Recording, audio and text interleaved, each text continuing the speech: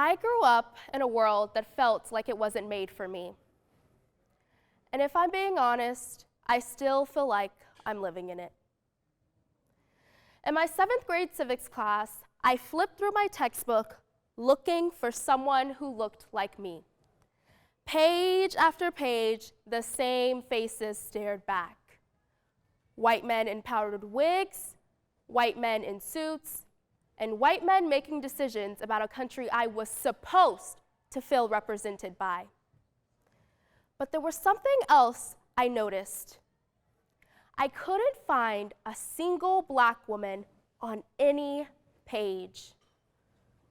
And that realization was uncomfortable because it meant the people shaping this country, writing its laws, and building its foundations didn't look like me. And as a 12-year-old girl, that was scary.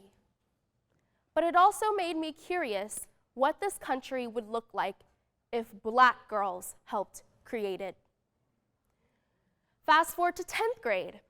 I was accepted into a youth program with my city's mayor. And the best part about this program was that it was free. But in all seriousness, that opportunity meant everything. And in that program, I learned about city government, and my passion for public service really took off. But again, there was something else I noticed.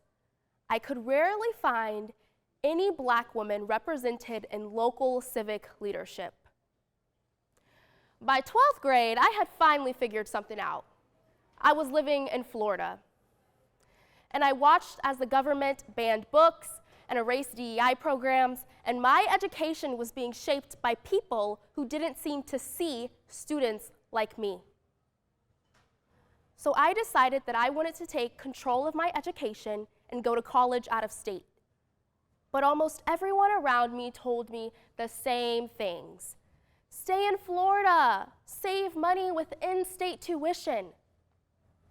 But the world has a way of telling little black girls not to imagine too big. So I did it anyway. And because of that, I was accepted into Harvard University on a full-ride scholarship as a first-generation, low-income student. But when I got to Harvard, I realized that the questions I had been asking since 7th grade still hadn't been answered. So I went on the campaign trail, and I canvassed for Kamala Harris because I believed, and I mean I truly believed, that my president would finally look like me. And so did the 92%. The 92% of black women who voted for Kamala Harris in the 2024 presidential election. And after that loss, I listened. I listened to the black women in my community, and what I heard was clear. We are tired.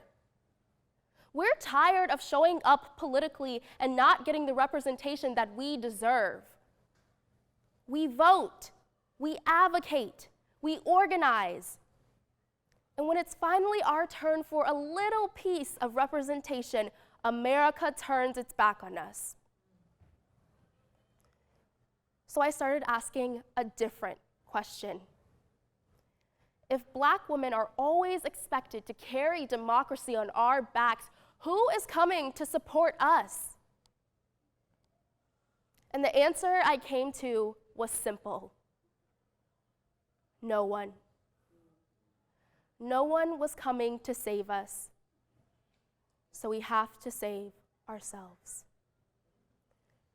And that led me to something that we don't talk about enough: political imagination. Political imagination is the ability to look at the world as it is and still believe in the world as it could be. It is the instinct to question systems that feel unfair, and it is the courage to believe that they can change. And it might be one of the most underdeveloped resources in our country. But black girls, we possess it in abundance. Let me show you what political imagination looks like. A high school senior learns that the school across town has SAT tutoring and high test scores, while her school doesn't even have enough teachers in the classroom. And so she starts digging deeper and finds out that the local school board determines which schools get what funding. And so then she acts. She goes to a school board meeting, makes a public comment, and rallies her classmates with her to demand better. And a few weeks later, free SAT tutoring after school for everyone. That's political imagination in action. It starts with seeing a problem, understanding the system behind it, and then believing that you have the power to change it. And Black girls have always had this political imagination. At 15, Claudette Colvin refused to give up her seat. At 6, Ruby Bridges integrated public schools. And at 8, Mari Copany, also known as Little Miss Flint, used her voice to expose a water crisis. Black girls have always been on the front lines of our democracy. Imagine what happens when we invest in them as civic leaders. That idea sparked my own political imagination.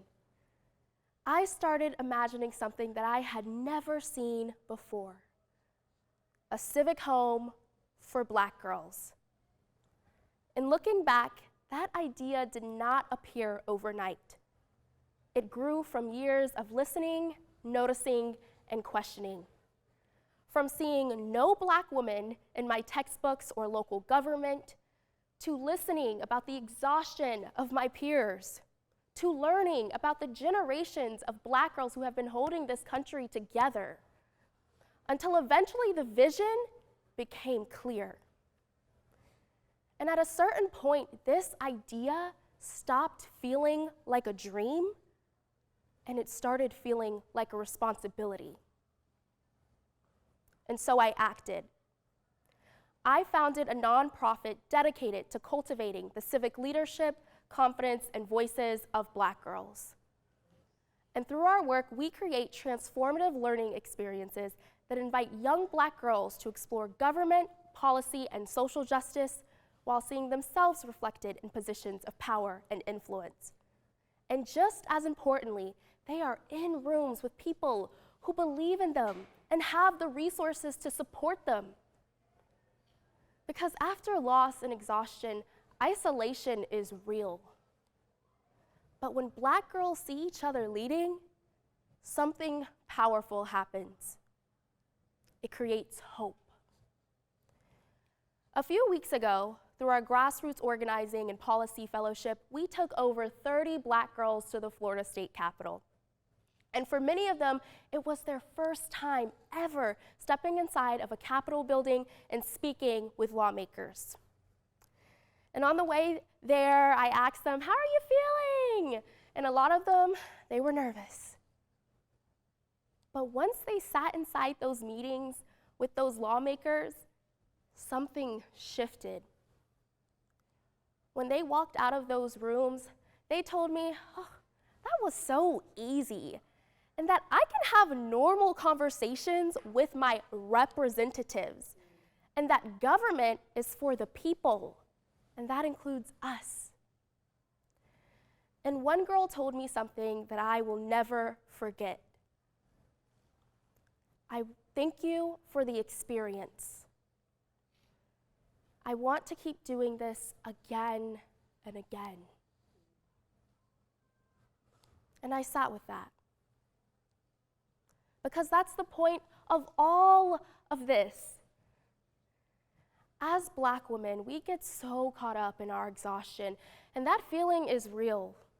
I have felt it. I have seen it. But I have also seen what happens when we keep going.